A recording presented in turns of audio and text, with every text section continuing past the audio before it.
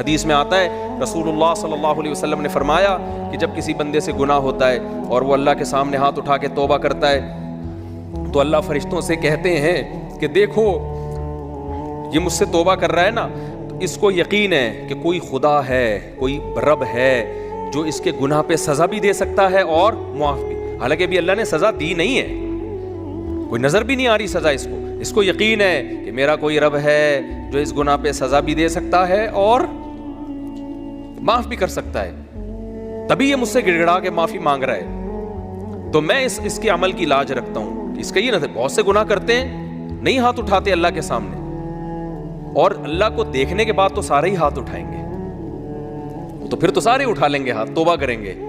اللہ کہہ رہے ہیں دیکھا نہیں ہے اس نے، میری آیات پر ایمان لایا ہے، میری نشانیاں دیکھ کر، میرے پیغمبروں کی دعوت پر لبیک کہا ہے، تو اس عمل کی لاج رکھ کے میں اس کی توبہ کو قبول کروں گا. حدیث میں آتا ہے پھر وہ دوبارہ گناہ کرتا ہے، پھر دوبارہ اللہ کے سامنے آ کے معافی مانگتا ہے. اللہ کہتا ہے دوبارہ گناہ ہو گیا، پھر معافی مانگنا اس کی علامت ہے، اس کو یقین ہے کہ میرا کوئی رب ہے جو گناہوں پہ سزا بھی دے سکتا ہے اور جزا بھی دے سکتا ہے، معاف بھی کر سکتا ہے.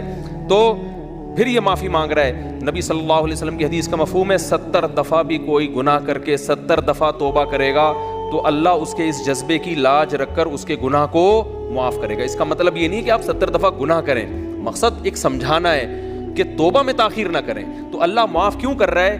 اس کے اس توحید والے نظریے کی بیس پر کہ اس کو پتا ہے کہ مجھے گناہ معاف کروانے کے لیے میرے پاس اللہ کے سوا کوئی آپشن نہیں ہے.